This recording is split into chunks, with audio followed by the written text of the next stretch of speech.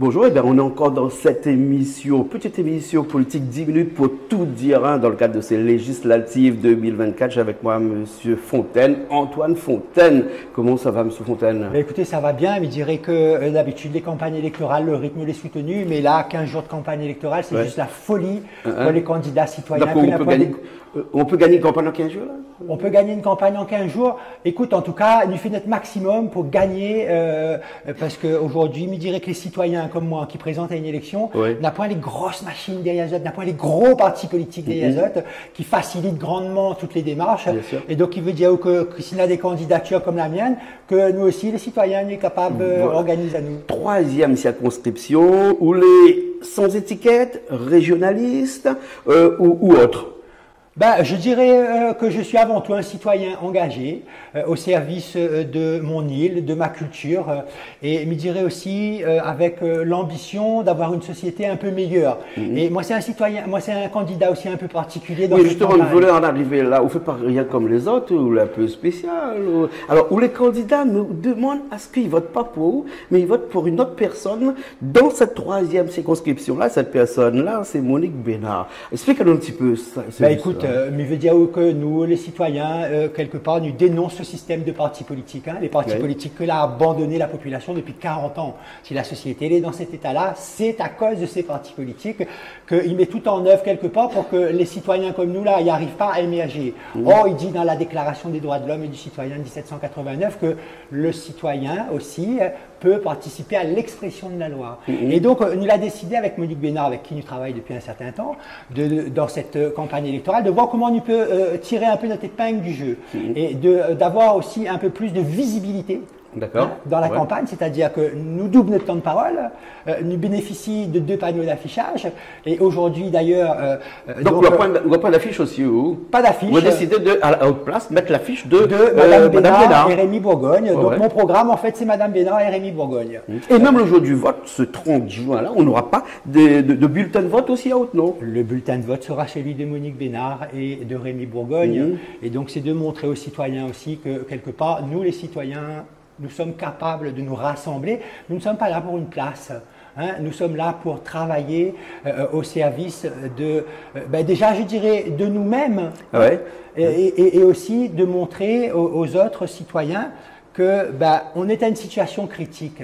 Que les partis politiques ont abandonné le peuple depuis 40 ans. Tous ceux qui sont là aujourd'hui, qui se battent même pour une étiquette, parce que là, les candidats, ils bataillent pour avoir une étiquette, pour mettre sur eux, en voulant dire que quelque part, peu importe, il peut mettre un cheval bourrique, du moment qu'on a l'étiquette, par exemple, Nouveau Front de Gauche, là, on gagne. On a des gens, les parachutés, que les pas ancrés sur le territoire, il vient voler une étiquette, il met sur eux.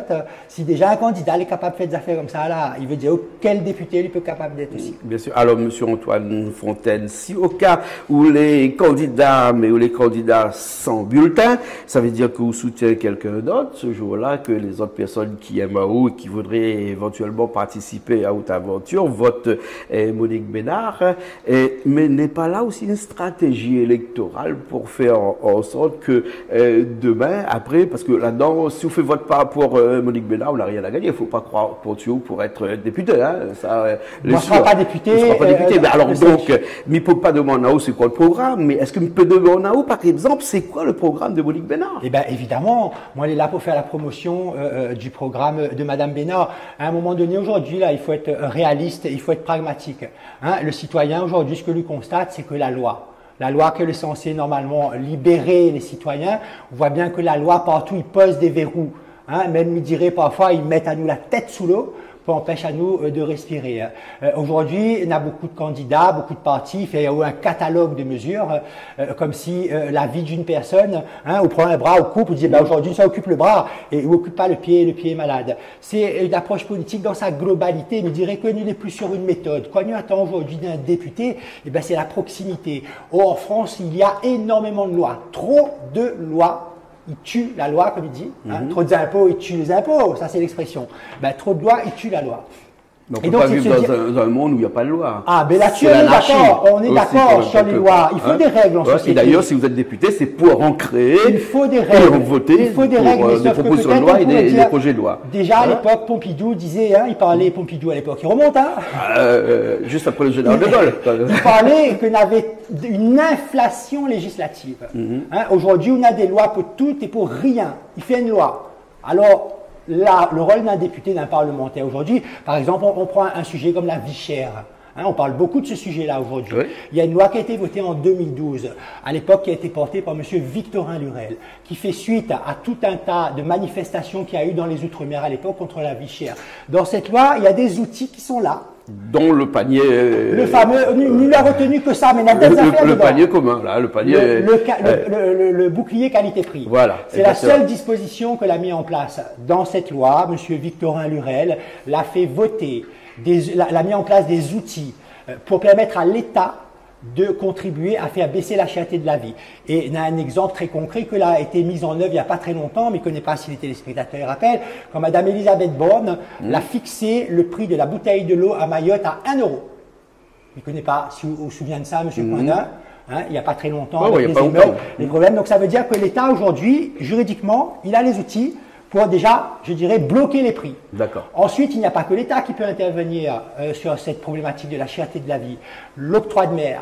Le taux d'octroi de mer est fixé par le Conseil régional de la Réunion. Oui, si le Conseil régional de la Réunion, il veut redonner du pouvoir d'achat aujourd'hui aux Réunionnaises et aux Réunionnais, à cause il ne baisse pas un petit peu le taux d'octroi de mer. Mais l'octroi de mer, s'il baisse, c'est pas là un grand serpent de mer dans lequel, pour pouvoir compenser toutes les dotations des communes, viendront chercher ailleurs, avec par exemple, pourquoi pas une petite TVA à 8,5% réduite ici à la Réunion, qui passera à une TVA comme en métropole à 20%. Si nous voulons être comme en France et ne pas avoir d'octroi de mer, eh ben, il ne faut pas nous dar que des avantages et pas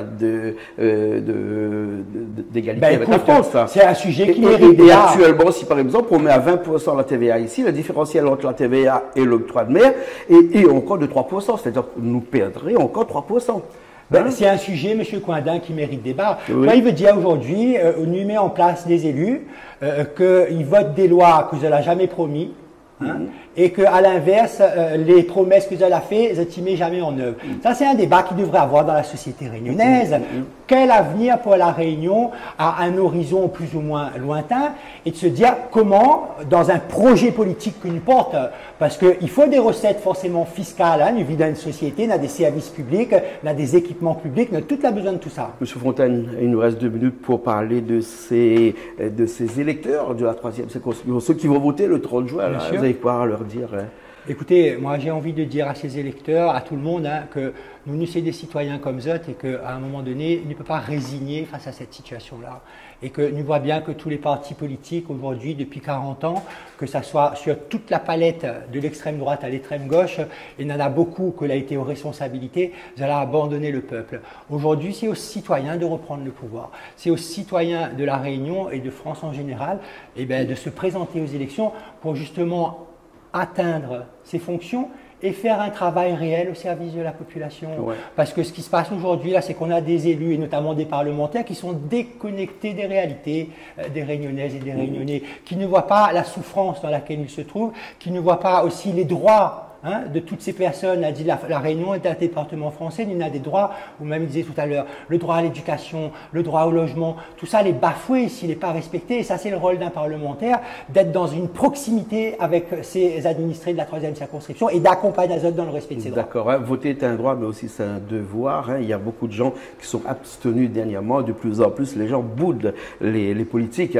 Comment les rassurer dans ce cas-là? Il nous reste une minute, un petit peu moins d'une minute. Moi, je ne sais pas si on peut rassurer les gens, mais en tout cas, je dirais que moi aussi, il a été abstentionniste à un moment donné de ma vie, et me rendre compte que l'abstention ne change pas rien, parce que le système, il fonctionne sans les électeurs. On voit bien, aujourd'hui, il y a une minorité de personnes que les élus avec une minorité d'électeurs, donc on a un système qui n'est pas du tout démocratique, c'est une fausse démocratie, la France. Et donc, c'est de se dire aujourd'hui, comme les gens n'est pas prêts à faire une forme de révolution, allons faire la révolution par le droit. légale, une révolution légale, se présenter aux élections. Il y a le droit de vote, il y a le droit de se présenter aux élections. Moi, les là, mais il y a d'Azote, pour pouvoir organiser ça, pour présenter Azote aux élections, pour changer justement cette place. D'accord. En tout cas, merci beaucoup, Antoine Fontaine, 3e circonscription. Et on sait que pour la petite anecdote, vous vous présentez, mais vous n'aurez pas de bulletin et qu'il faudrait porter tout sur le nom de Monique Bénard. Monique Bénard, Rémy Bourgogne, dans la 3e circonscription, c'est la seule candidature qu'il faut voter le 30 juin. Merci beaucoup. Merci à vous. Fontaine. Au revoir.